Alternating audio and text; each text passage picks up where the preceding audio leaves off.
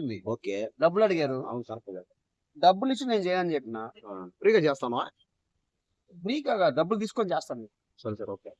అయితే అది అది వాడు కోపం వచ్చి కోఆర్డినేటర్‌కి అదే నా ఫేస్ వాడిని పెట్టి నిఖిల్‌ని హీరో చేసినాడు. కరెక్ట్. నిఖిల్ నీలాగా ఉంటాడు సేమ్.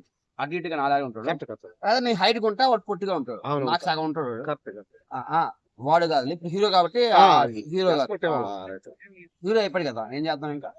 అయితే ఏదైనా గానీ సినిమా ఇండస్ట్రీ అనుకుంటాం గానీ అది మామూలు విషయం కాదు. వేస్ట్ ఆట అది.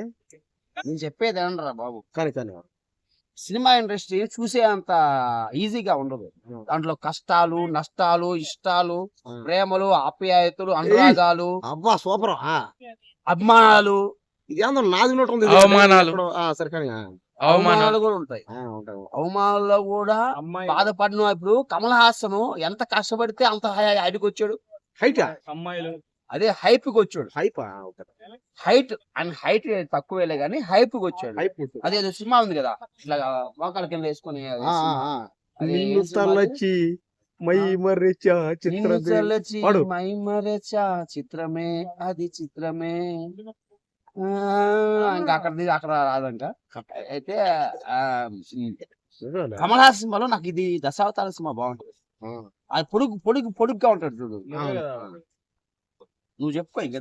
సార్ మేము ఏం తప్పు చేయలేదు సార్. అది మన విక్రమ్ సినిమాలో 5 గంటలు నేను చేసేయంట్రా. సార్ 5 గంటలు నేను చేయలేదు సార్. 5 గంటలు నేనే చేశాను. అట్లాగా సినిమా అంటే అలా ఉంటుంది అనమాట. అయితే తగ్గట్టు అట దాని క్యారెక్టర్ బట్టి అంతే. ఒక నిమిషం. కమల్ హాసన్ ఏది నాకు భలే ఇష్టం ఆ సినిమా.